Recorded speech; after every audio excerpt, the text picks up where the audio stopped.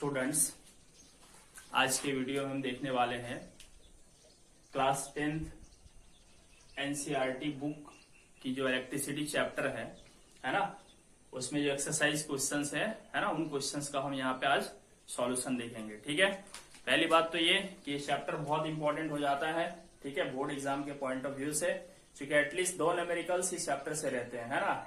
एक 1 मार्क्स के आसपास का होता है और दूसरा 3 से 5 के बीच का हो सकता है। ठीक, तो बहुत इंपॉर्टेंट हो जाता है, तो इस लिहाज से हम इसके एक्सप्लेनेशन को भी देखते चलेंगे। ठीक है, तो चलिए शुरू करते हैं। पहला क्वेश्चन है हमारे पास, a piece of wire of resistance R is cut into 5 equal parts. These parts are then connected in parallel if the equivalent resistance of this combination is R dash, then the ratio R by R dash is। 4 option है यहाँ पे। ठीक है, सवाल ये है कि R resistance का एक पीस ऑफ वायर है। ठीक है, देखिए ये R रेजिस्टेंस का एक पीस ऑफ वायर है, इसके 5 टुकड़े कर दिए जाते हैं। ठीक है, इसके 5 टुकड़े कर दिए जाते हैं। ये सपोज करो फर्स्ट टुकड़ा है, सेकेंड, थर्ड, फोर्थ, 5 टुकड़े कर दिए जाते हैं और इन सबको पैरेलल में कनेक्ट कर दिया जाता है। ठीक है, बिल्कुल इस तरीके से पैरेलल कनेक्शन दे दिया जाता है। 1 2 3 4 5। ठीक है, पैरेलल कनेक्शन दे दिया जाता है। ठीक, और ये जो पैरेलल कनेक्शन है, इसका जो रिजल्टेंट है वो है आर डैश। कह रहा है इनका रिजल्टेंट जो है वो आर डैश है, तो आर बाई आर डैश का रेशियो हमें पूछा गया है। ठीक, तो स्टूडेंट्स देखिए, आर रेजिस्टेंस का जब एक सिंगल हो वायर, ठीक है, और इसी को जब हम 5 टुकड़ा कर दें तो सब का वैल्यू जो हो जाएगा वो R बाई 5 हो जाएगा। ठीक है, सबका वैल्यू हो जाएगा R बाई 5। ठीक है, सबका R बाई 5 वैल्यू हो जाएगा। अब ये सबको किस तरह से कनेक्ट कर दिया गया? पैरेलल में। ठीक है, तो पैरेलल में अगर कनेक्ट कर दें तो उनका जो ओवरऑल रेजिस्टेंस होता है, रिजल्टेंट रेजिस्टेंस, उसे हम किस तरह से निकालते हैं? 1 बाई आर पैरेलल, बट उसका वैल्यू दे दिया है कि आर डैश उसे माना जाए, है ना, आर पैरेलल को आर डैश माना जाए। तो क्या हो जाएगा? 1 बाई R1, यानी कि फर्स्ट वाला जो कि R बाई 5 है, तो R बाई 5 तो ऊपर चला जाएगा। ठीक है, प्लस फिर 1 बाई R2, तो R2 ये वाला है, देखिए ये वाला R2 है, तो वो भी क्या है? R बाई 5 है, तो फिर R लिखाएगा और फिर 5 ऊपर चला जाएगा। इसी तरह से पांचों रेसिस्टर्स को हम इस तरह से लिख सकते हैं। ठीक है, 1 2 3 4 1 इंटू 5 बाई R। ठीक, ये 1 बाई R डैश यहाँ पे आ गया, तो 1 by R dash equal to, अब देख सकते हो ये सब 5 by R 5 by R 5 by R 5 by R 5 by R आएगा, जो कि कितना टाइम्स है? 5 टाइम्स है, तो 5 टाइम्स 5 बाई R हो जाएगा ये। ठीक है, सॉल्व करेंगे तो अब R को उठा के इधर ले आओ, तो R बाई R डैश हो जाएगा। ये 5 5 जा 25 बाई 1, तो आंसर कौन सा हो जाएगा? 25, यानी कि ऑप्शन डी करेक्ट हो जाएगा। ठीक है, चलिए अब हम नेक्स्ट क्वेश्चन देखते हैं। यह क्वेश्चन है next, which of the following terms does not represent electrical power in a circuit. एक सर्किट में इलेक्ट्रिकल पावर को कौन सा रिप्रेजेंट नहीं करता है, कौन सा टर्म? ठीक है, यहाँ इलेक्ट्रिकल पावर के 4 टर्म्स दिए गए हैं, इसमें से कौन सा नहीं है? तो चलिए हम देख लेते हैं इसके सॉल्यूशन को। देखिए, पावर इक्वल टू होता है VI। ठीक, अच्छा ये चीज भी कहां से आती है? VI, आप यहां से देख सकते हो। पावर इक्वल टू हमने पढ़ा है work done by time taken, ये होता है। ठीक, अब वर्क डन बराबर, देखिए एक फॉर्मूला पढ़े थे हम लोग, potential difference equal to work done by charge, ये होता है। ठीक, तो यहां से आप देख सकते हो कि आपको वर्क डन इक्वल टू मिल जाएगा Q इंटू V। तो हम यहाँ पे क्या लिखेंगे, W के जगह पर हम लिख देंगे Q इंटू वी, और नीचे यहाँ पे T है। अब Q बाई टी क्या होता है ना, आपको ये भी पता होगा I equal to Q by T होता है, ठीक। तो Q बाई टी असल में क्या है, वो करंट है।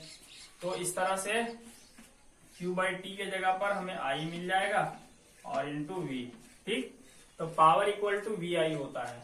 तो एक तो ये वाला ऑप्शन है, ठीक है, ये रिप्रेजेंट कर रहा है, ठीक। अच्छा नेक्स्ट, V बराबर आई आर होता है ना।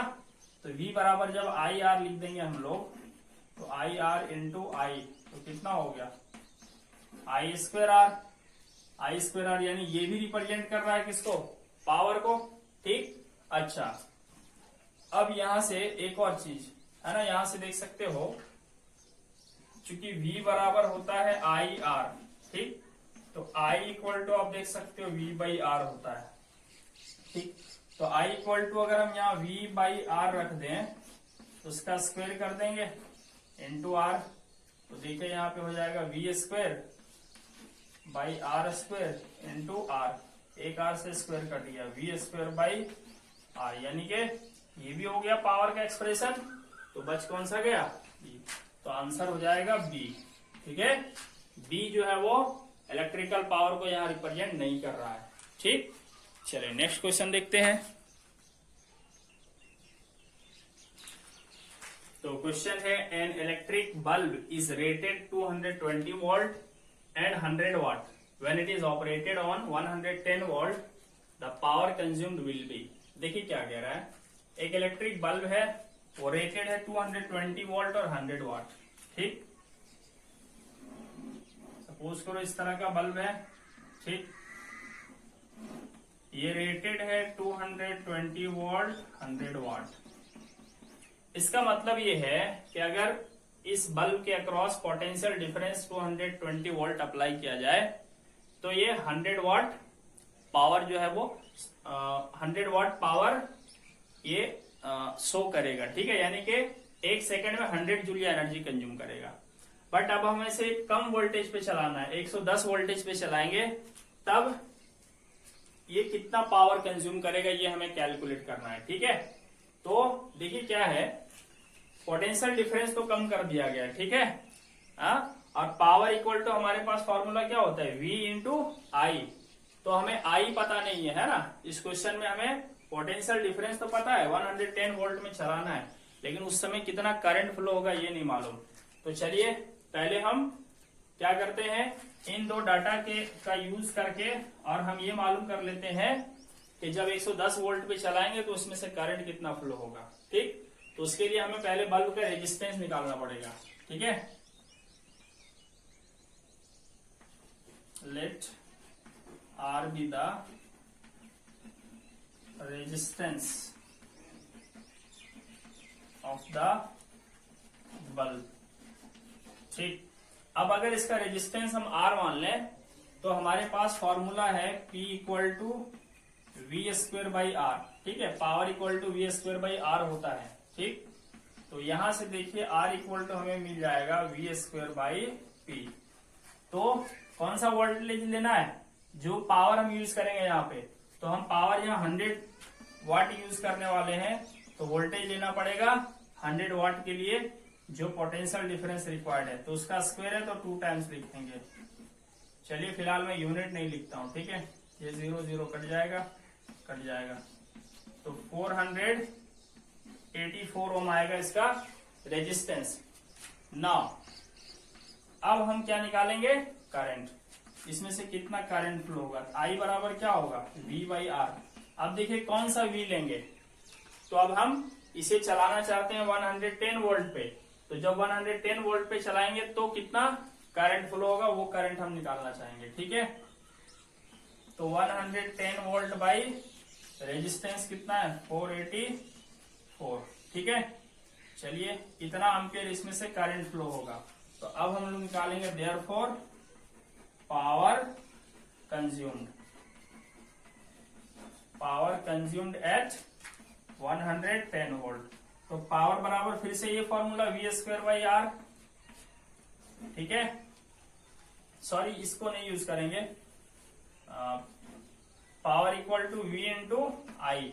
वैसे उससे भी निकल जाएगा, कोई दिक्कत नहीं है, ठीक है, लेकिन हमने जो आई निकाला उसका यूज नहीं हो पाएगा। ठीक, तो चलिए वी कौन सा लेंगे, 110 वोल्ट, ठीक है, और आई कौन सा लेंगे, करंट, ये भी हमने जो निकाला, ठीक है, 110 बाई 484, ठीक है। देखिए 11 से डिविजिबल है ये, 11 4 जा 44, फिर 11 से डिविजिबल है तो 10 10 जा 100 को 4 से डिवाइड करो तो 25 वाट आएगा, ठीक है, यानी कि ऑप्शन डी करेक्ट हो जाएगा। ठीक है स्टूडेंट्स, चलिए अब हम नेक्स्ट क्वेश्चन देखते हैं। तो नेक्स्ट क्वेश्चन है question number 4, two conducting wires of same material and of equal length and equal diameters are first connected in series and then in parallel in a circuit across the same potential difference. The ratio of heat produced in series and parallel combination would be। सवाल ये है कि दो conducting wires है, same material का, same length का, same diameter का, ठीक है। तो जब सब कुछ सेम हो तो दोनों का रेजिस्टेंस भी क्या होगा, सेम होगा। ठीक, पहले सीरीज में कनेक्ट करते हैं फिर पैरेलल में, है ना, और उनके बीच पोटेंशियल डिफरेंस दोनों ही केस में सेम रखा जाता है। तो जो हीट प्रोड्यूस होगा सीरीज के केस में और पैरेलल के केस में उसका रेशियो हमें फाइंड करना है स्टूडेंट्स, ठीक है। तो चलिए हम इसको देख लेते हैं। जब हम उसको कनेक्ट करेंगे सीरीज में तब कुछ इस तरह का हमें अरेंजमेंट मिलेगा। ठीक, चलिए मान लेते हैं वी पोटेंशियल डिफरेंस अप्लाई करते हैं और इस वाले का रेजिस्टेंस आर होगा और इस वाले का रेजिस्टेंस आर ही होगा। दोनों का रेजिस्टेंस सेम होगा क्योंकि सेम मटेरियल है, सेम लेंथ है, same area of cross section है, ठीक है। तो लिखेंगे when wires are connected in series. ठीक, तो सीरीज का रेजिस्टेंस कितना हो जाएगा, इक्विवेलेंट रेजिस्टेंस दोनों जोड़ देंगे, R प्लस आर, सीरीज में सीधा सीधा जोड़ देते हैं तो क्या हो गया 2R, और इसलिए करंट कितना होगा, I बराबर क्या होता है V बाई टोटल रेजिस्टेंस, यानी कि V बाई 2R, ये करंट हो गया। इसलिए और चलिए मान लेते हैं T टाइम के लिए इसमें से करंट फ्लो होता है, ठीक है। तो हीट प्रोड्यूस कितना हो जाएगा, इसीलिए हीट प्रोड्यूस्ड इक्वल टू क्या होता है आई स्क्वायर आर टी होता है फॉर्मूला। ठीक, तो यहाँ पे देखिए क्या है फॉर्मूला होता है आई स्क्वायर आर टी।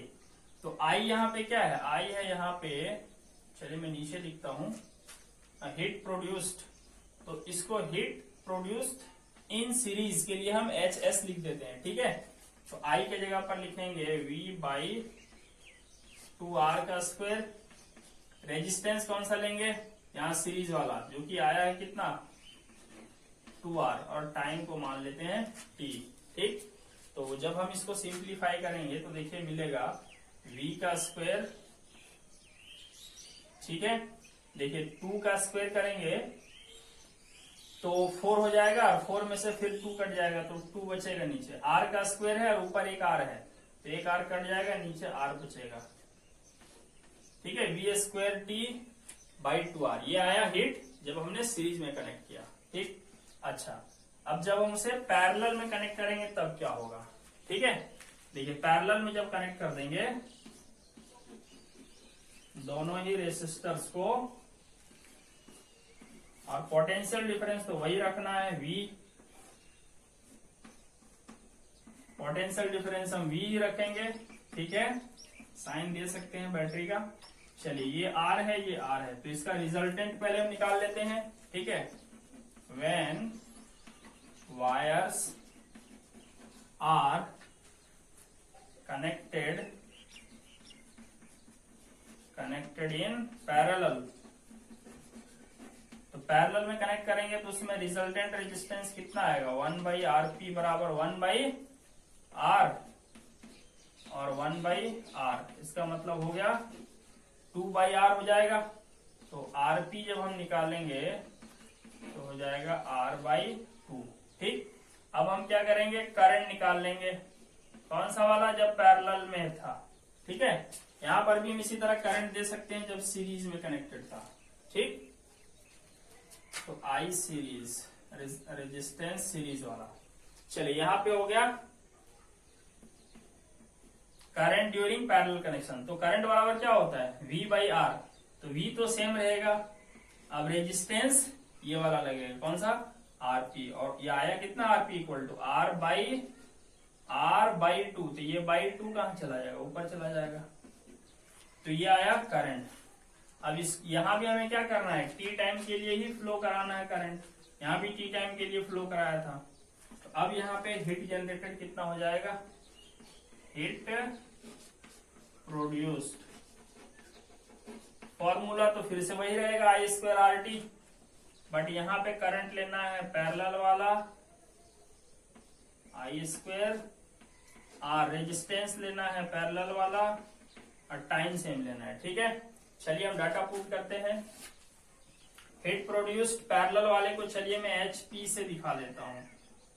ठीक है, तो IP आया है यहाँ पे, देखिए 2 इंटू वी, यानी कि 2V बाई आर का स्क्वायर इंटू RP। RP यहाँ पे आया है R बाई 2 इंटू T। ठीक, चलिए अब हम इसको थोड़ा सा सॉल्व करते हैं। तो 2 2 जा 4 हो जाएगा, 4 में से फिर 4 को 2 से डिवाइड करेंगे तो 2 बचेगा, V स्क्वायर बचेगा। ठीक है, अब R का स्क्वायर नीचे है और एक R ऊपर है, तो R बचेगा, और यहाँ पे क्या बचेगा, T बचेगा। तो ये आया हीट ड्यूरिंग पैरेलल कनेक्शन। तो अब हमें रेशियो निकालना है। पहले कौन सा है ratio, ratio of heat produced in series. तो heat produced in series by heat produced in parallel. तो हीट प्रोड्यूस्ड इन सीरीज हमने लाया V square T by 2R, V square T by 2R। और हीट प्रोड्यूस्ड ड्यूरिंग पैरेलल ये आया है 2V square T। तो देखिए हीट प्रोड्यूस्ड डिनोमिनेटर में है, तो ये वाला लिखा जाएगा डिनोमिनेटर में, कौन सा, 2V स्क्वायर T। और ये R ऊपर चला जाएगा, ये नीचे वाला R जो है ऊपर चला जाएगा। तो यहां से देख सकते हो R से R cancel, V square T से V स्क्वायर T कैंसिल, तो आया 1/4। ठीक है, तो रिक्वायर्ड रेशियो कौन हो गया, 1:4, ये वाला हो गया। ठीक, ऑप्शन सी इसका करेक्ट हो जाएगा। इसको हम लिख सकते हैं 1:4। ठीक है, चलिए अब हम नेक्स्ट क्वेश्चन देखते हैं।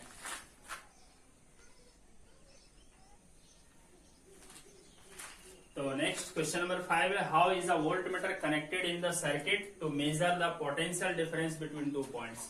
2 पॉइंट के बीच पोटेंशियल डिफरेंस मेजर करने के लिए वोल्टमीटर को किस तरह से कनेक्ट किया जाता है। तो पैरेलल में कनेक्ट किया जाता है, हमेशा याद रखना। ठीक है, तो लिखेंगे it is connected in parallel. ठीक है, पैरेलल में कनेक्ट किया जाता है, बस यही इसका आंसर होगा। कभी कभी सवाल पूछ देगा ऐसा क्यों पैरेलल में कनेक्ट करेंगे। ठीक है, तो उसका आंसर हो जाएगा this is because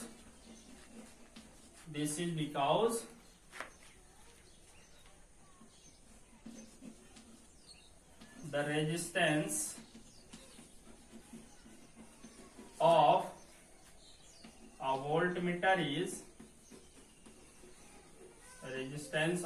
voltmeter is infinite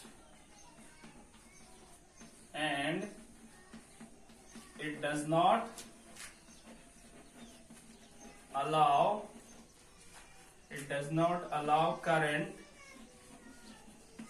current to pass through it। ठीक है, एक वोल्टमीटर का रेजिस्टेंस बहुत ज्यादा होता है, इसलिए वो कभी अलाउ ही नहीं करेगा कि उसमें से करंट पास हो सके। ठीक है, इसीलिए इसे पैरेलल में कनेक्ट कर दिया जाता है।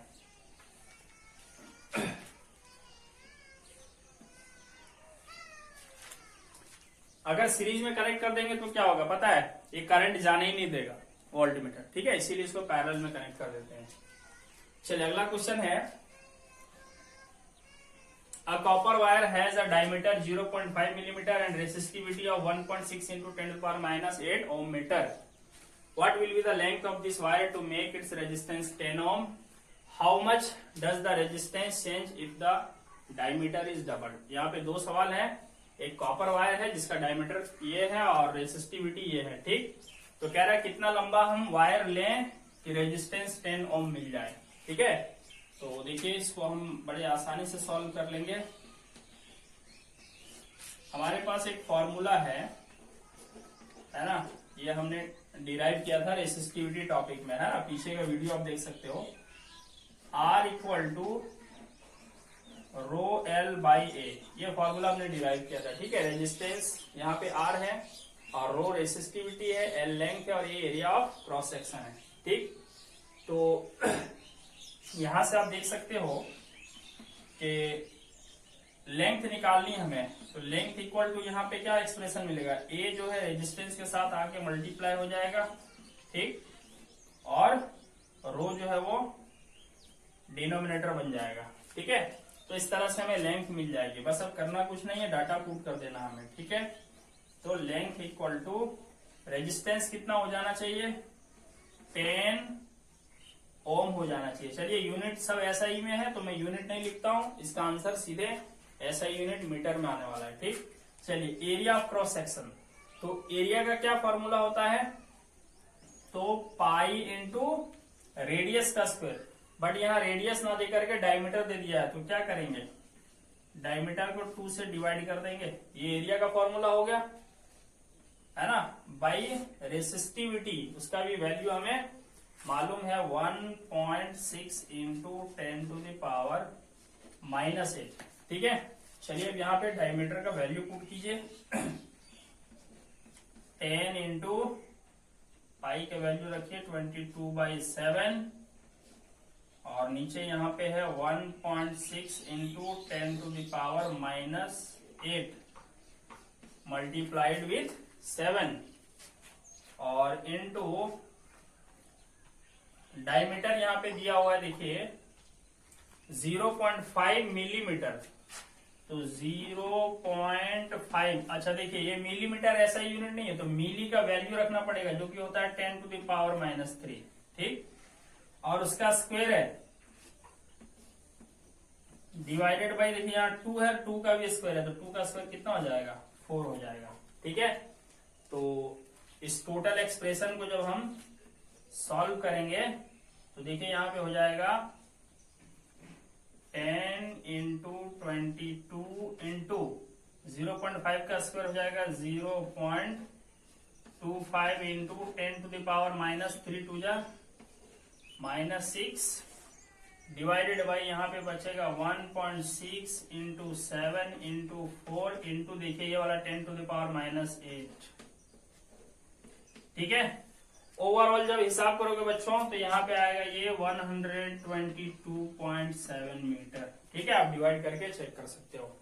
तो ये तो हो गया फर्स्ट पार्ट का आंसर, ठीक है। चलिए अब नेक्स्ट है यहाँ पे कि कह रहा है कि अगर डायमीटर हम डबल कर दें, ठीक है, डायमीटर डबल कर दें तो रेजिस्टेंस कितना चेंज हो जाएगा। तो ध्यान दीजिए यहाँ पे आप देख सकते हो रेजिस्टेंस और एरिया ऑफ क्रॉस सेक्शन में क्या इनवर्स रिलेशन है, ठीक। तो हम ऐसा लिख सकते हैं resistance is inversely proportional to area of cross section, है ना, और ये थियोरेटिकली भी हमने पढ़ रखा है। अब यहाँ पे हम इसी को लिख सकते हैं resistance is inversely proportional to pi d/2 का स्क्वायर, क्योंकि एरिया का सर्कुलर एरिया का ये फॉर्मूला होता है, ठीक। चलिए तो रेजिस्टेंस इज प्रोपोर्शनल टू, देखिए यहाँ पे 1/, देखिए पाई एक कांस्टेंट टर्म है, उससे कोई फर्क नहीं पड़ेगा, 2 2 या 4 भी एक कांस्टेंट टर्म है, कोई फर्क नहीं पड़ेगा, यानी कि डायमीटर के इनवर्सली प्रोपोर्शनल होता है, ठीक है। डायमीटर का जो स्क्वायर होगा उसके इनवर्सली प्रोपोर्शनल रेजिस्टेंस होता है। तो अगर हम डायमीटर डबल कर दें तो रेजिस्टेंस जो है वो 1/4 रह जाएगा, ठीक है। लिखेंगे सिंस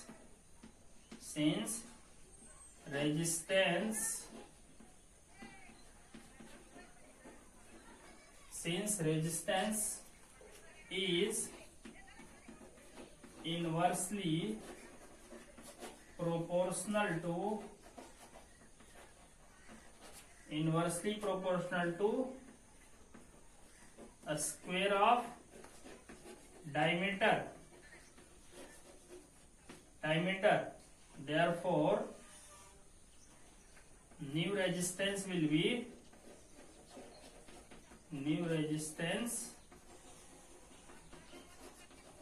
be 1/4 times, 1/4 times। ठीक है, नया रेजिस्टेंस 1/4 टाइम्स हो जाएगा व्हेन डायमीटर इज डबल्ड। ठीक है, डायमीटर को अगर हम डबल कर दें तो रेजिस्टेंस जो है 1/4 टाइम्स हो जाएगा। क्यों? क्योंकि यहाँ 2D का स्क्वायर कर देंगे तो वो हो जाएगा 4D स्क्वायर, तो नीचे 4 आ जाएगा, यानी कि 1/4 टाइम्स हो जाएगा नया वाला रेजिस्टेंस, यानी कि 4 टाइम्स वो कम हो जाएगा। चलिए अब हम देखते हैं नेक्स्ट क्वेश्चन।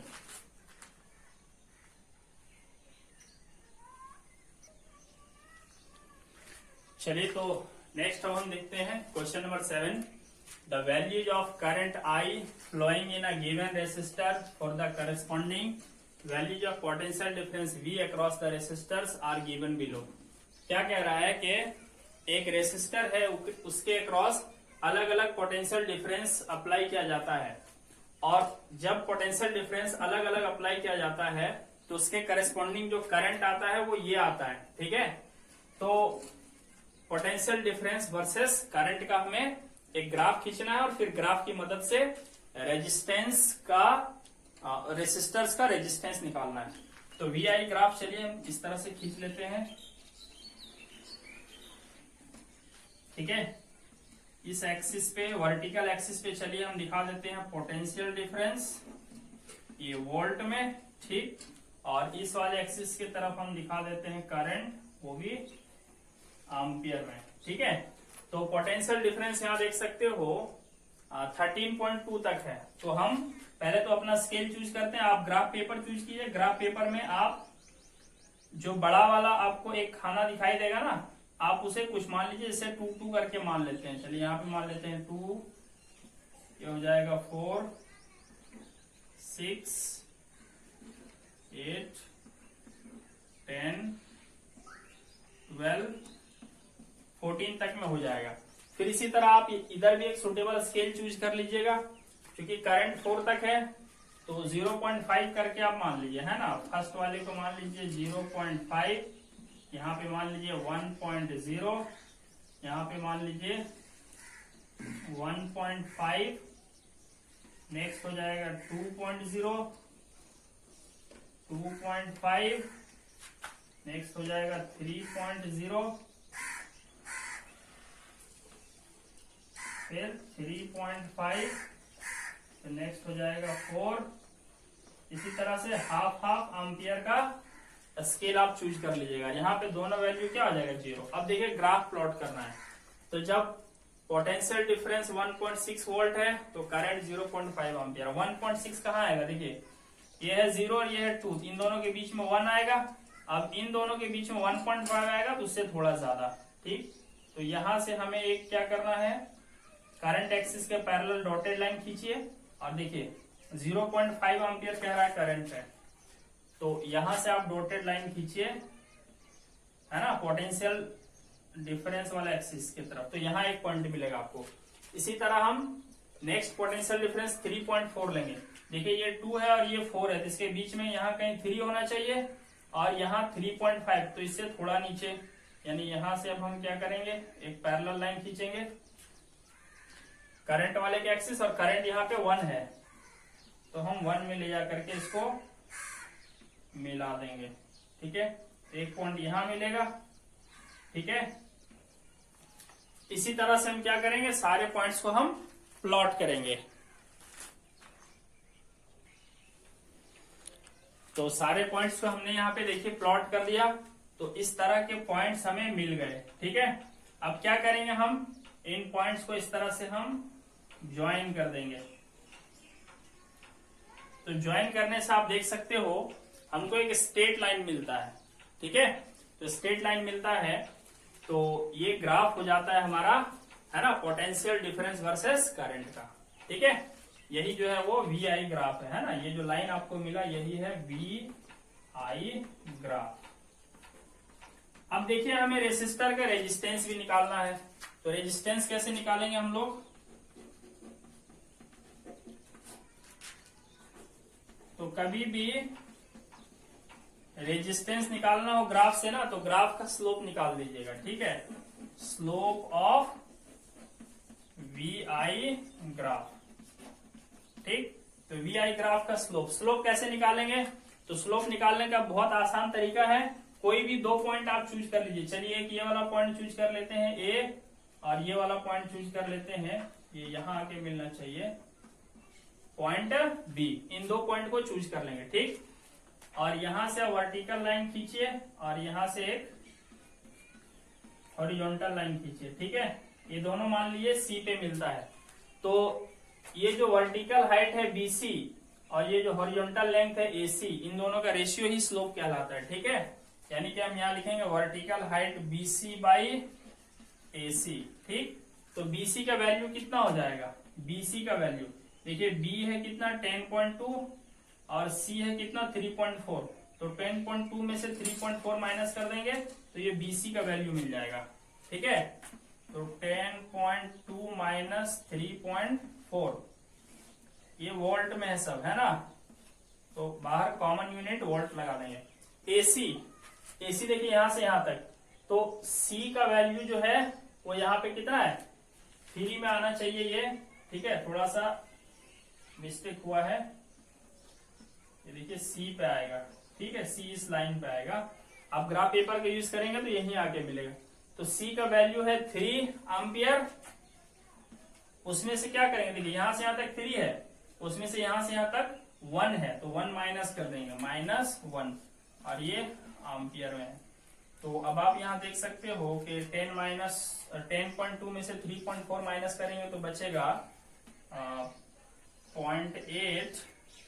अब यहाँ पे बचा था 12 में से 4 चला गया 0.9, 9 में से 3, 6.8/2, तो इसको डिवाइड करोगे तो आएगा अप्रोक्सीमेटली 3.4 ओम आएगा रेजिस्टेंस, ठीक है। इसी के आसपास आएगा, आप ग्राफ पेपर में बनाइएगा बढ़िया से, 3.3 या 3.4 आएगा।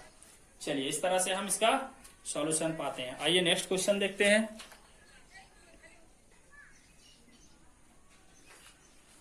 तो क्वेश्चन नंबर 8 है, when a 12 volt battery is connected across an unknown resistor, there is a current of 2.5 milliampere in the circuit, find the value of the resistance of the resistor, ठीक है। एक resistor के across क्या किया जाता है, एक battery connect किया जाता है, ठीक है। मान लेते हैं ये रेसिस्टर है और इसका रेजिस्टेंस R है, इसके अक्रॉस क्या किया जाता है, एक बैटरी कनेक्ट किया जाता है। बैटरी का पोटेंशियल डिफरेंस कितना है 12 वोल्ट, ठीक है, 12 वोल्ट, ठीक। और इसमें से करंट फ्लो होने लगता है 2.5 मिली एम्पियर, ठीक। तो कह रहा है इस रेसिस्टर का रेजिस्टेंस कितना होगा, तो बहुत सिंपल है, सीधे सीधे निकल जाएगा इसका आंसर ओम्स लॉ से, ठीक है।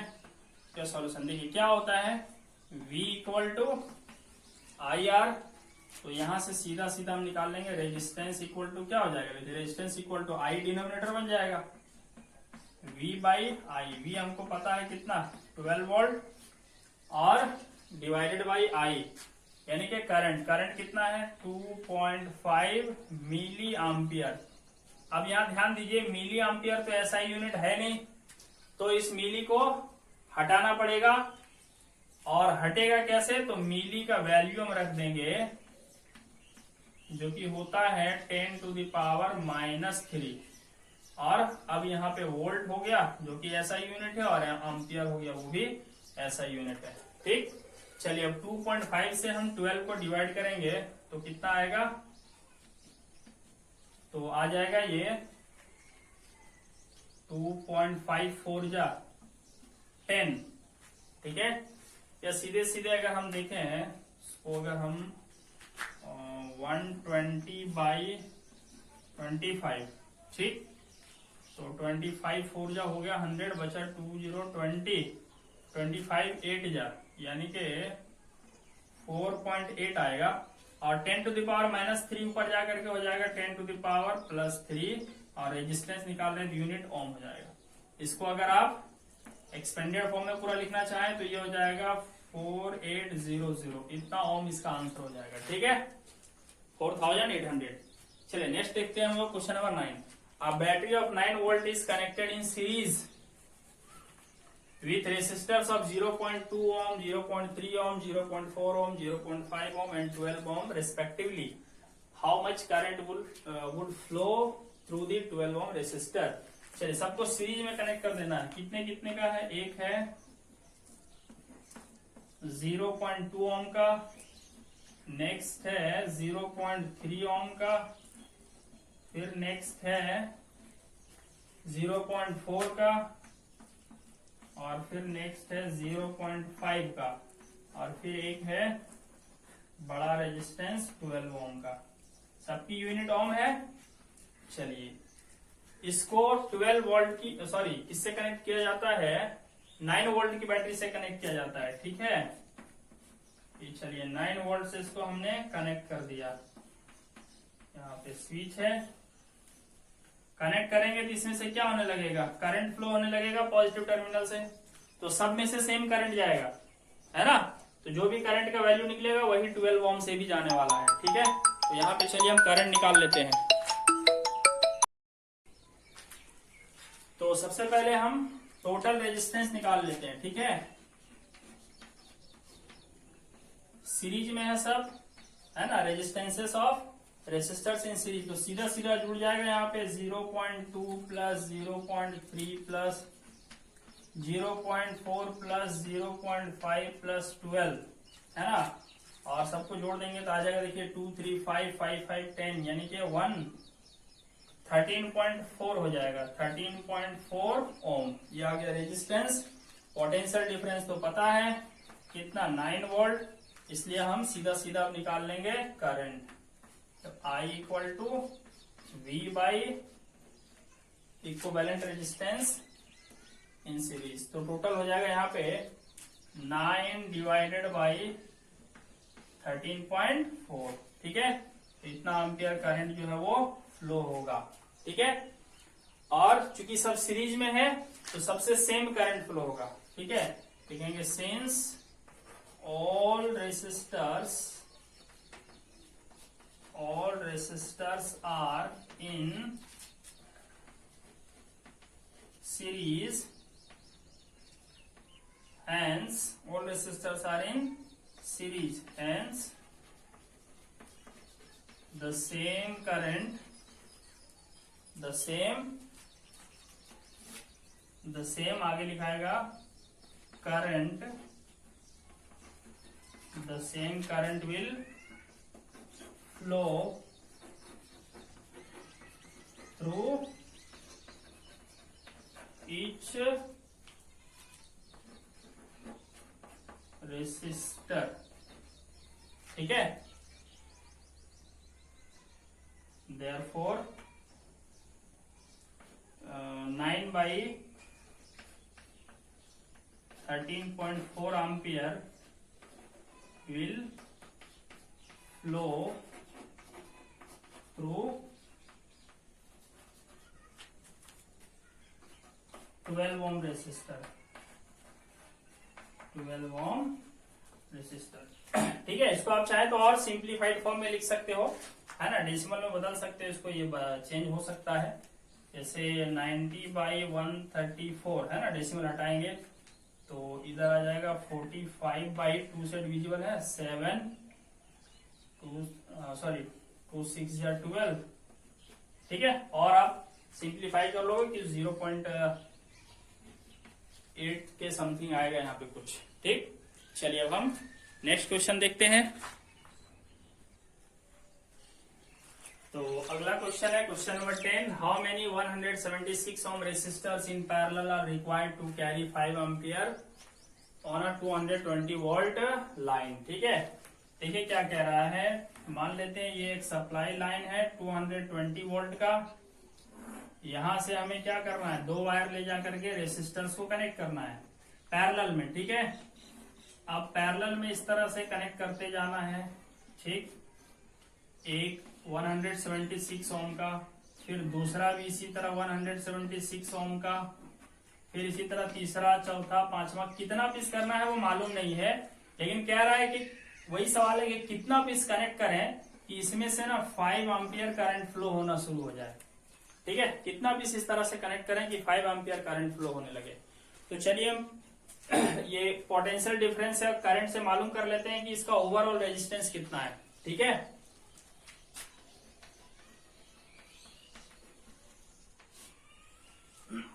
Let R be the equivalent resistance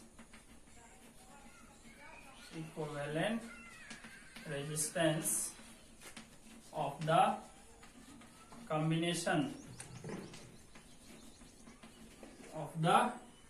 combination of resistors in parallel में जो रेसिस्टर्स है ना, उसके कॉम्बिनेशन का इक्विवेलेंट हमने R मान लिया। तो देखिए 1/R इक्वल टू लिखाएगा 1/176 ओम प्लस 1/176 ओम प्लस, अब कितना पीस है तो मालूम नहीं है, मान लेते हैं ये X पीस है, तो X टाइम्स लिखाएगा ये, ठीक है।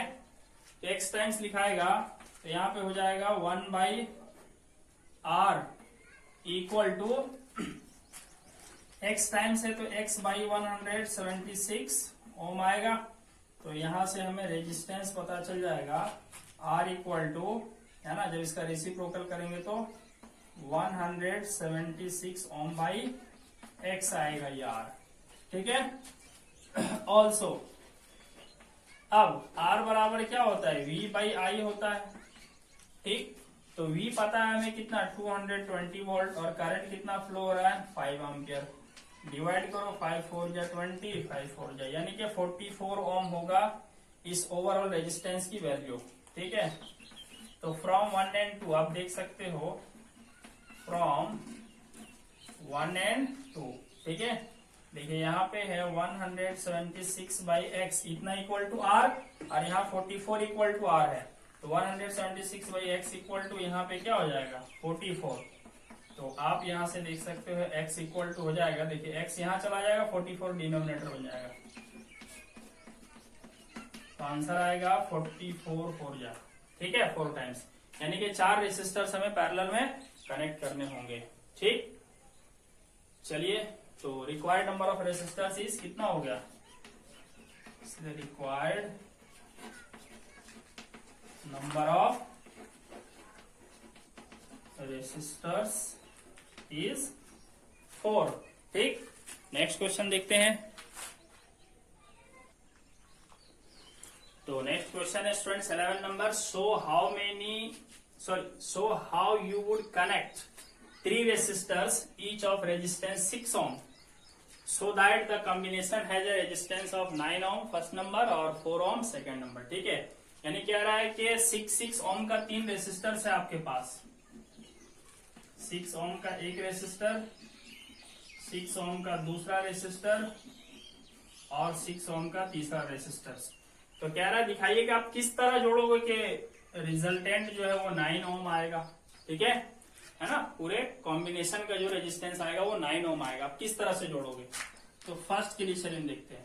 देखो तीनों को सीरीज में जोड़ देंगे तो 6 6 6 18 हो जाएगा। सीरीज में तो सीधा सीधा जुड़ जाता है ना रेजिस्टेंस, तो सबको सीधे सीधे तो जोड़ना नहीं है। तो फर्स्ट में हम क्या करेंगे, एक रेजिस्टेंस को हम लेंगे इस तरह से, और बाकी जो 2 बचता है उसको हम पैरेलल में लगा देंगे, ठीक है।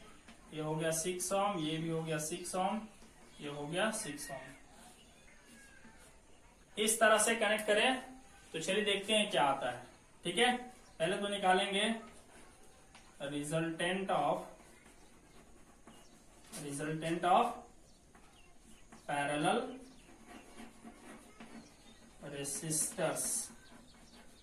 ये दोनों पैरेलल है तो इसका रिजल्टेंट क्या आएगा, 1/RP इक्वल टू 1/6 प्लस 1/6 यानी कि 2/6 ओम।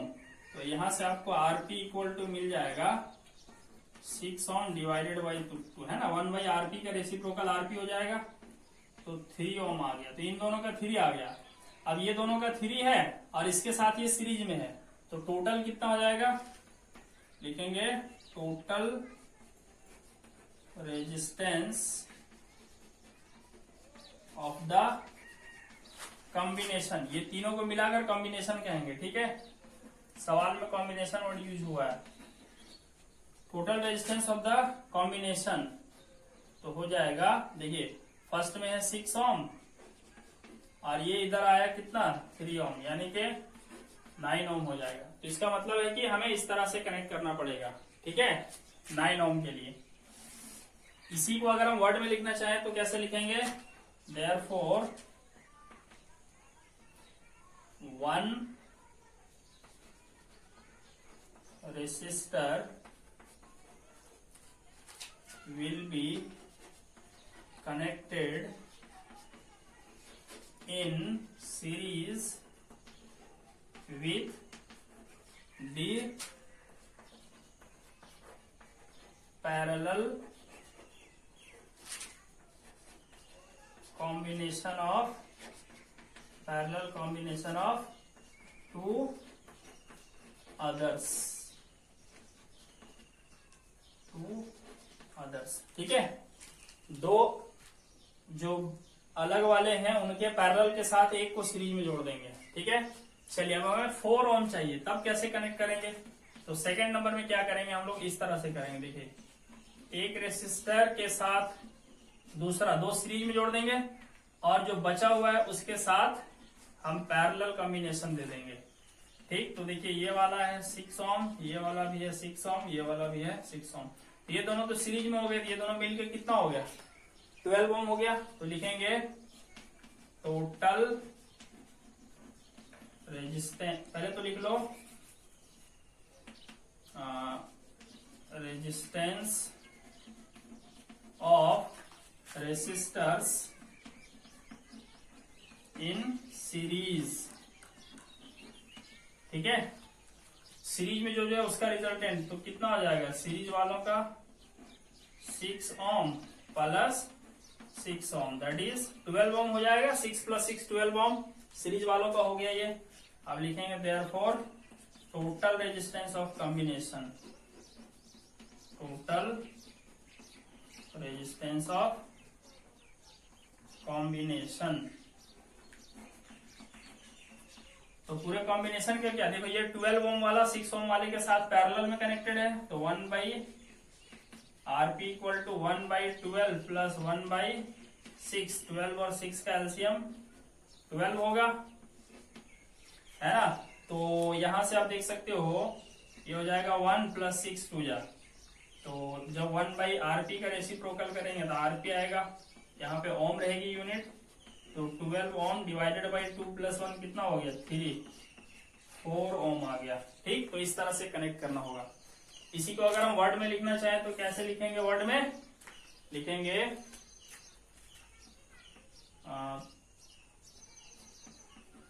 2 resistors should be connected in series. 2 resistors should be connected in series and this combination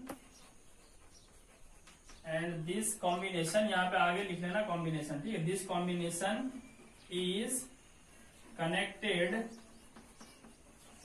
in parallel with the other resistor, ठीक है। इस दो के कॉम्बिनेशन को एक अदर जो बचा हुआ है उसके साथ कनेक्ट करना है। हर हाल में आपको 3 ही रेजिस्टेंस यूज करना है। देखिए 1 2 3 दिया हुआ है ना, इन्हीं तीनों का यूज करके ऐसे और ऐसे सॉल्व कर सकते हैं ना। कई किताबों में गलत सॉल्यूशन दे दिया है, 3 गुना 6 तो यूज कर लिया है, ठीक है, बट आपको 3 ही का यूज करके लाना है। चलिए अब हम नेक्स्ट क्वेश्चन देखते हैं 12 नंबर।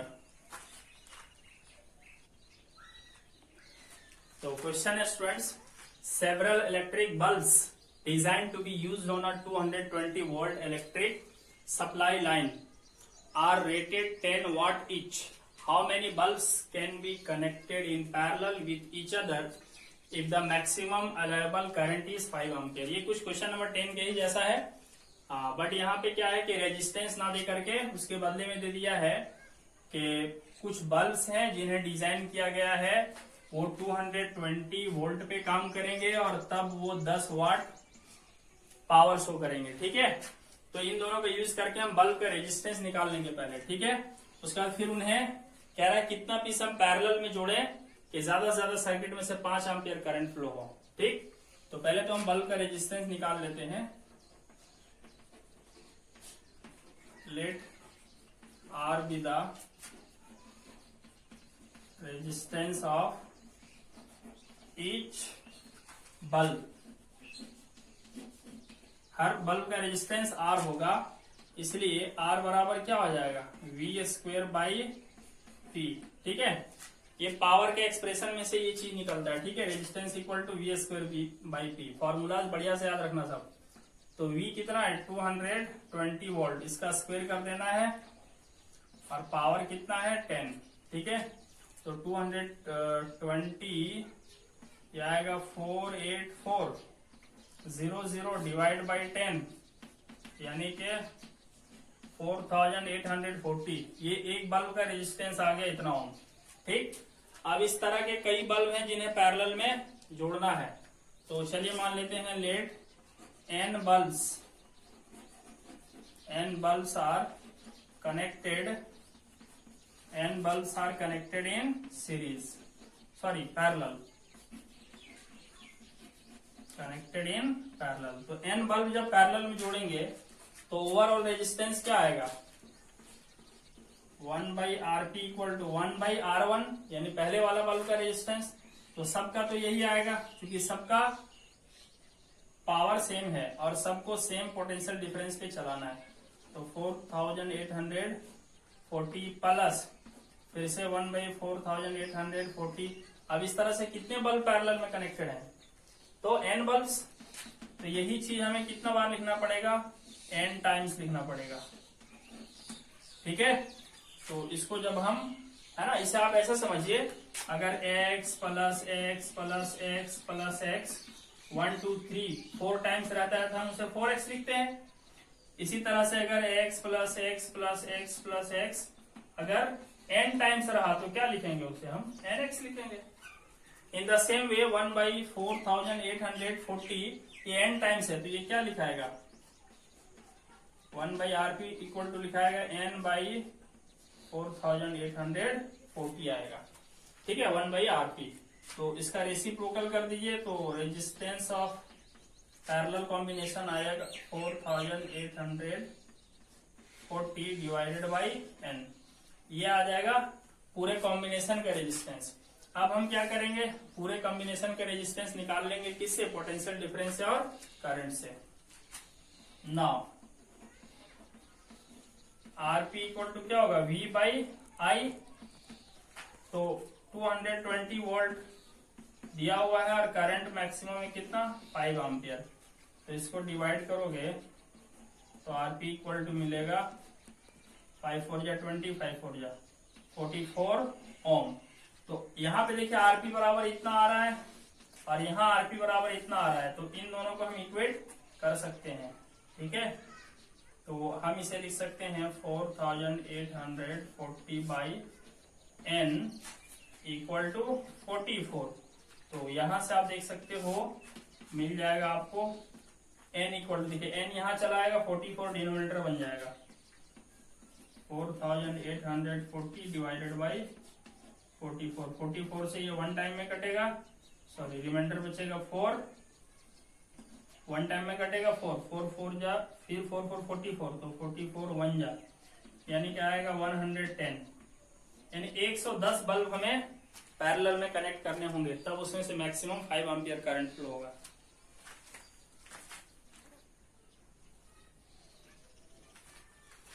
नेक्स्ट क्वेश्चन नंबर 13 है ये। क्वेश्चन नंबर 13 में क्या है, a hot plate of an electric oven connected to a 220 watt line has two resistance coils A and B, each of 24 ohm. which may be used separately in series or in parallel. What are the currents in the three cases? कह रहा है एक hot plate है electric oven का जिसमें कि दो coil लगे हुए हैं ए और बी और दोनों का रेजिस्टेंस 24 ओम है और वो 220 वोल्ट पे यूज किया जाता है। वो यूज अलग अलग भी किया जा सकता है, सीरीज में भी किया जा सकता है और पैरेलल, यानी कि तीन अलग अलग तरीके से उसका यूज हो सकता है। तो तीनों केसेस में हमें करंट निकालना है, ठीक है। तो देखिए इसका सॉल्यूशन बहुत सिंपल है। When coil is used separately, तो जब अलग अलग यूज करेंगे तो रेजिस्टेंस में कोई फर्क नहीं पड़ेगा। तो सीधा लिखेंगे हम लोग करंट इक्वल टू कितना हो जाएगा, I बराबर V by R. Potential difference 220 लगाना है और रेजिस्टेंस कितना है 24 ओम है। इसको डिवाइड कर देंगे हम लोग तो आएगा 110 बाई 12, 12 9 जा 108 पॉइंट 12 1 जा 12, 9.1 एम्पियर होगा, ठीक है, जब हम सेपरेटली यूज करेंगे, ठीक है। चलिए ये तो हो गया केस फर्स्ट। सेकेंड केस में क्या है, when coils are connected in series. जब कॉइल्स को हम सीरीज में कनेक्ट कर देंगे तब क्या होगा, सीरीज में कनेक्ट कर देंगे तो रेजिस्टेंस जो है दोनों कॉइल का ऐड हो जाएगा, तो नेट रेजिस्टेंस हो जाएगा कितना 24 प्लस 24 यानी कि 48 ओम। तो उस केस में रेजिस्टेंसेस इन सीरीज हो जाएगा 24 ओम प्लस 24 ओम यानी कि 48 ओम।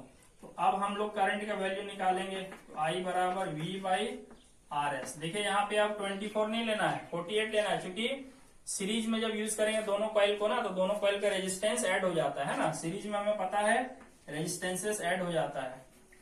तो 220 वोल्ट डिवाइडेड बाई 48 ओम, ठीक है।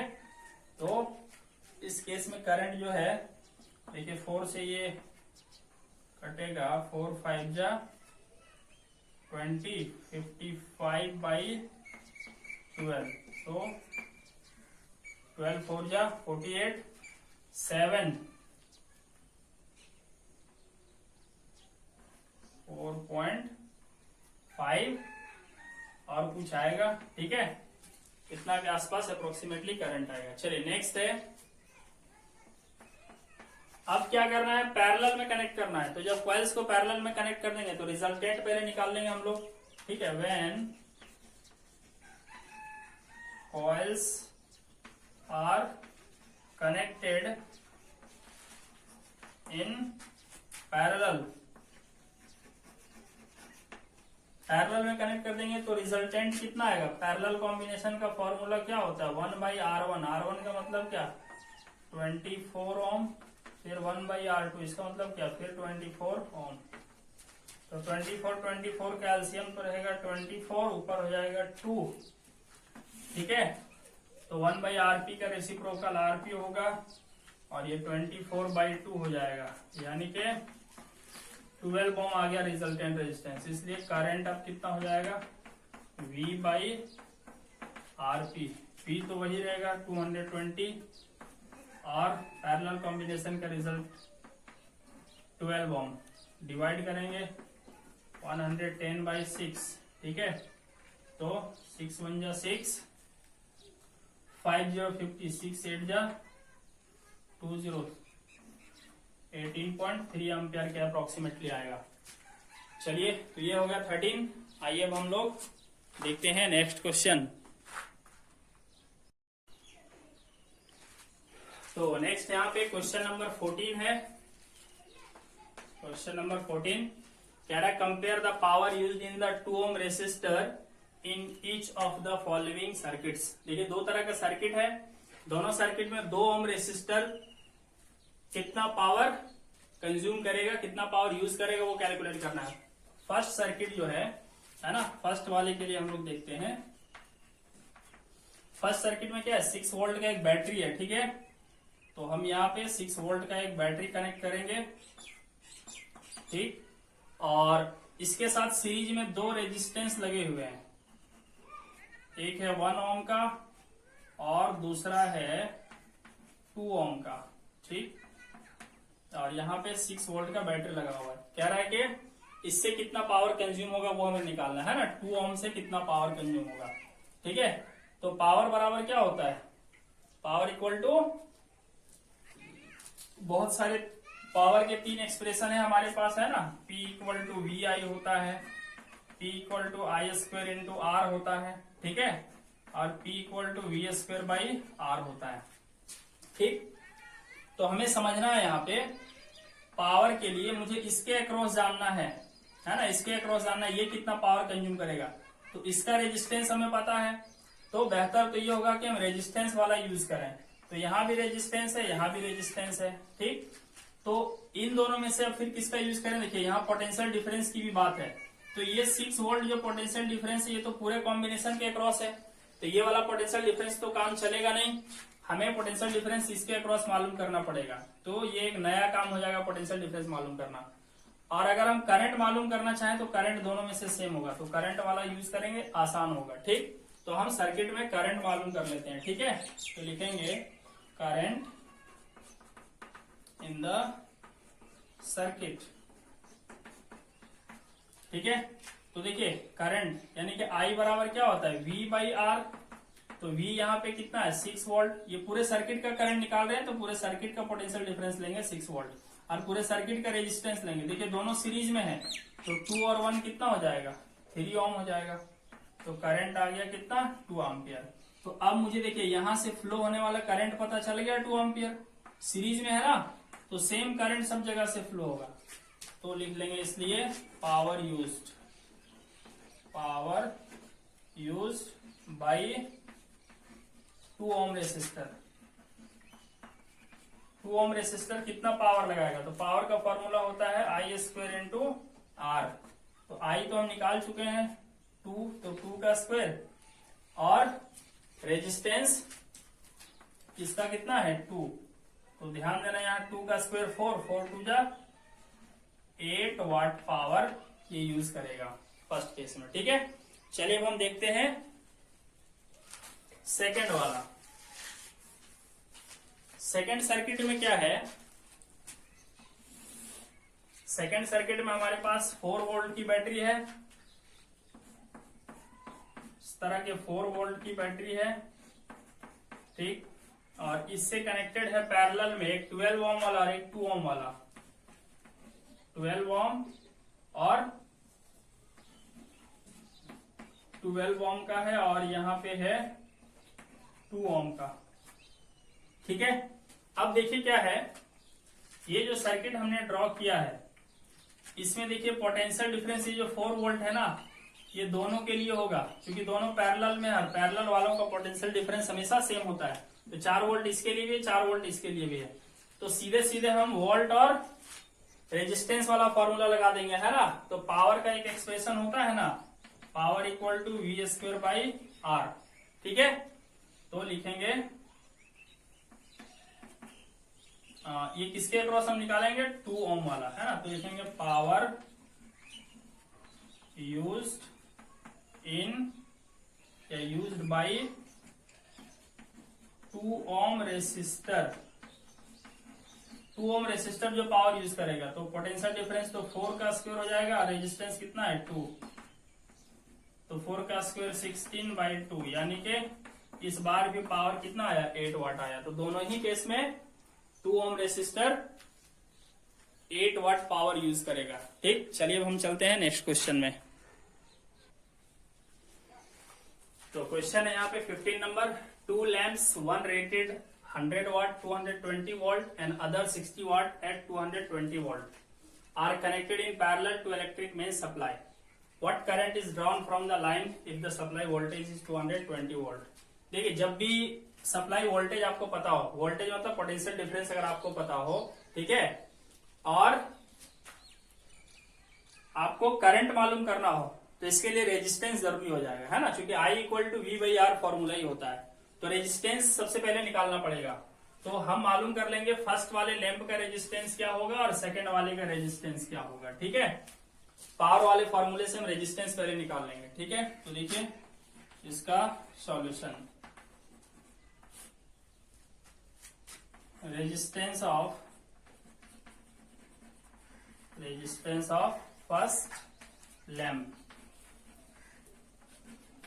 का रेजिस्टेंस, चलिए R1 निकाल लेते हैं। तो देखिए रेजिस्टेंस हम ये वाला फार्मूला से निकालेंगे, पावर इक्वल टू होता है वी स्क्वायर बाई आर। यहां से देख सकते हो R इक्वल टू हो जाएगा वी स्क्वायर बाई पी, तो वी स्क्वायर बाई पी। तो फर्स्ट वाले लैंप का 220 दिया हुआ है, इसका स्क्वायर ले लेंगे और पावर दिया है 100। ठीक, तो 220 इंटू 220 मल्टीप्लाई करोगे तो ये आएगा डिवाइडेड बाई 100, ये कट गया। तो फर्स्ट वाले लैंप का रेजिस्टेंस आ गया 484 ओम। इसी तरह हम सेकंड वाले का निकाल लेंगे। ठीक है, रेजिस्टेंस ऑफ सेकंड लैंप, चलिए हम उसको R2 से दिखा देते हैं। फॉर्मूला तो वही रहेगा वी स्क्वायर बाई पी। तो V square by P, V तो वही है 220 ही है और उसका स्क्वायर है, और पी इस बार कितना है 60 है। तो अब हम इसको देखते हैं 48400 डिवाइडेड बाई 60, ये से ये कट गया। ठीक है, तो 6 से डिवाइड करो, 6 8 जा 48 और नेक्स्ट है 6 8 जा 48, नेक्स्ट है 4, तो 0 डालेंगे, 6 6 जा 36.6 आता ही रहेगा। ठीक है, इतना ओम आएगा दूसरे वाले बल्ब का रेजिस्टेंस। ठीक है, 806.6, ये 6 रिपीट होता रहेगा तो इसे हम 7 लिख देंगे। ठीक है, चलिए तो ये दोनों का हो गया। अब हम क्या करेंगे, पैरेलल में जोड़ा जाना है, तो हम लोग निकाल लेंगे resultant when connected in parallel. तो लिखेंगे resultant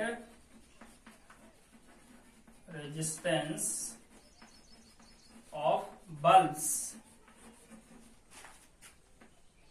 when connected in parallel. ठीक है, जब पैरेलल में कनेक्टेड होंगे तब इनका रिजल्टेंट कितना हो जाएगा, तो 1 by R P equal to 1 by R1। R1 का मतलब क्या 484 प्लस 1 बाई R2, इसका मतलब क्या 806.7। जब इन दोनों का हम एलसीएम लेंगे तो आएगा 484 इंटू 806.7। अब यहाँ पे 484 से 484 कट जाएगा तो बचेगा 806.7 प्लस 806.7 से कट जाएगा तो बचेगा 484।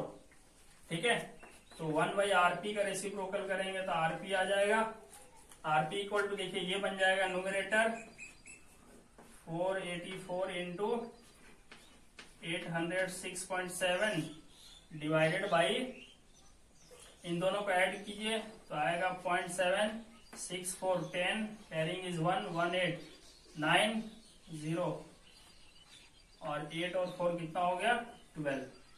ठीक, अब इसको मल्टीप्लाई करके इससे डिवाइड करोगे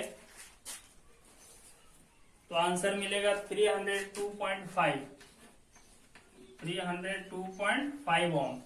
तो ये तो रेजिस्टेंस निकल गया, इसलिए अब हम क्या निकाल लेंगे, करंट। तो I बराबर क्या होता है V बाई आर। तो V यहाँ पे आप देख सकते हो सप्लाई वोल्टेज 220 रखा गया है। अब इससे हम जो रिजल्टेंट रेजिस्टेंस आया उससे डिवाइड कर देंगे 302.5। तो इससे जब आप सॉल्व करोगे, डेसिमल हटाएंगे तो ऊपर एक जीरो बढ़ेगा, नीचे आएगा 3025, इतना एम्पियर है ना। जब आप इसको डेसिमल में चेंज करेंगे तो फाइनल आंसर आपको मिलेगा 0.727 एम्पियर। ठीक है, कैलकुलेशन है बस इसमें, और कोई खास चीज नहीं है। चलिए अब हम नेक्स्ट क्वेश्चन देखते हैं।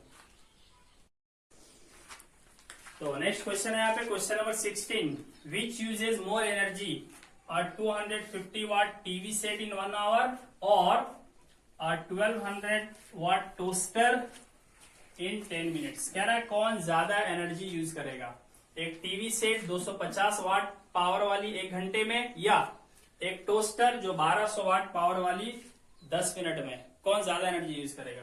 तो एनर्जी निकालना है, सिंपल सा फॉर्मूला है, ठीक है। तो देखिए फॉर टीवी सेट के लिए देखिए एनर्जी बराबर क्या होगा, पावर इंटू टाइम, ठीक है। एनर्जी कंज्यूम्ड बराबर पावर इंटू टाइम होता है, ठीक है।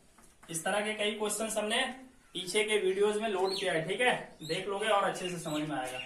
तो पावर कितना है टीवी का, 250 वाट, और टाइम कितना है 1 आवर। तो आवर हमारी एसआई यूनिट नहीं है, उसे आप एसआई यूनिट में बदल लीजिए, और नहीं तो आवर में ही रहने दीजिए, कोई बात नहीं, ठीक है। इस 10 मिनट को, इसको भी हम आवर में ही बदल लेंगे, ठीक। तो 250 वाट इंटू 1 आवर, तो एनर्जी कंज्यूम हो जाएगा। अच्छा, अगर हम इसे 1000 से डिवाइड कर दें तो ये किलोवाट में बदल जाएगा। चलिए इसको नेक्स्ट स्टेप में कर देते हैं, ठीक है। 250 divided by 1000 kilowatt into hour into 1 hour है, तो 1 से मल्टीप्लाई करेंगे यही मिलेगा। तो ये कट गया तो हो जाएगा 0.25 किलोवाट आवर। कितना एनर्जी कंज्यूम करेगा, है ना। ये कमर्शियल यूनिट होती है एनर्जी की, याद रखना, kilowatt hour is the commercial unit of energy. वैसे से जूल में भी निकाल सकते थे, थोड़ा मेहनत ज्यादा करना पड़ता, ठीक। खैर हमें खाली कंपेयर करना है कि कौन ज्यादा एनर्जी कंज्यूम करेगा। चलिए अब हम निकाल लेते हैं फॉर टोस्टर, ठीक है। टोस्टर के लिए ठीक है, एनर्जी कितनी है, एनर्जी बराबर पावर इंटू टाइम। उसका पावर है 1200 वाट इंटू टाइम है 10 मिनट, बट हमें आवर में चाहिए, क्योंकि इसके लिए हमने आवर यूज किया, यहाँ भी आवर यूज करना पड़ेगा। तो मिनट को 60 से डिवाइड कर देने से वो आवर में बदल जाता है, ठीक। तो यहां से देख सकते हैं 0 0 कट जाएगा, 6 से ये कट जाएगा, 200 वाट आवर। देखिए वाट और आवर मल्टीप्लाई करके वाट आवर हो जाएगा, बट वाट आवर कोई यूनिट नहीं है, तो इसको हम 1000 से डिवाइड कर देंगे, तब ये किलो वाट आवर बन जाएगा, ठीक है। तो आ जाएगा 0.2 किलो वाट आवर। तो ज्यादा एनर्जी किसने कंज्यूम किया, इसने, टीवी ने, ठीक है। तो लिखेंगे TV set uses more energy. ये हो गया क्वेश्चन नंबर 16 का आंसर। चलिए अब हम नेक्स्ट क्वेश्चन देखते हैं 17।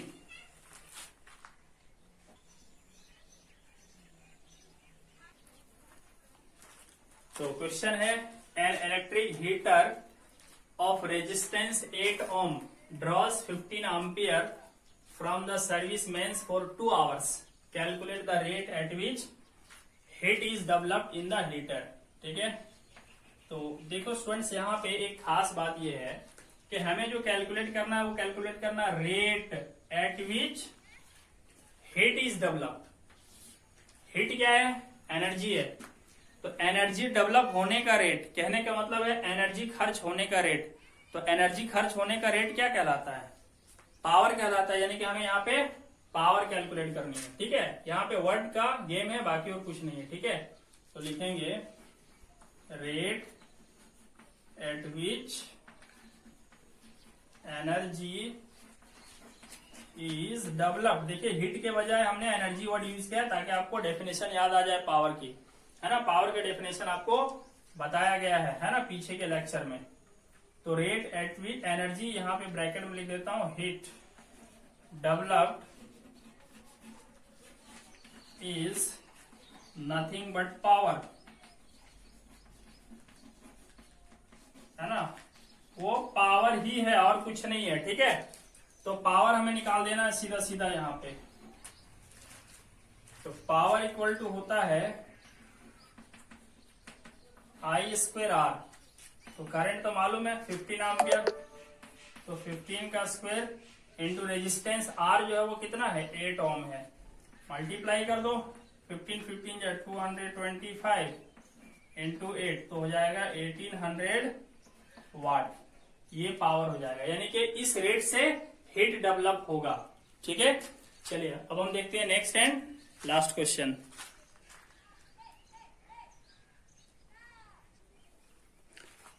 स्टूडेंट्स ये क्वेश्चन नंबर 18 है एनसीईआरटी का, है ना, लास्ट क्वेश्चन है यहाँ पे, और ये सब के सब कंसेप्ट बेस्ड है। ठीक है, तो इसके आंसर्स मैं आपको ओरली बताता हूँ, आप चाहे तो इसे नोट कर सकते हैं। ठीक है, पहला क्वेश्चन है कि why is the tungsten used almost exclusively for the filament of electric bulb या इलेक्ट्रिक लैंप्स। ठीक है, जितने भी इलेक्ट्रिक लैंप्स होते हैं उनमें एकमात्र फिलामेंट का ही इस्तेमाल क्यों किया जाता है, क्या वजह है। ठीक है, तो फिलामेंट की खास बात यह है कि उसका मेल्टिंग पॉइंट बहुत हाई होता है। ठीक है, फिलामेंट का जो टंगस्टन का जो फिलामेंट बनाया जाता है उसका मेल्टिंग पॉइंट 3380 डिग्री सेल्सियस होता है।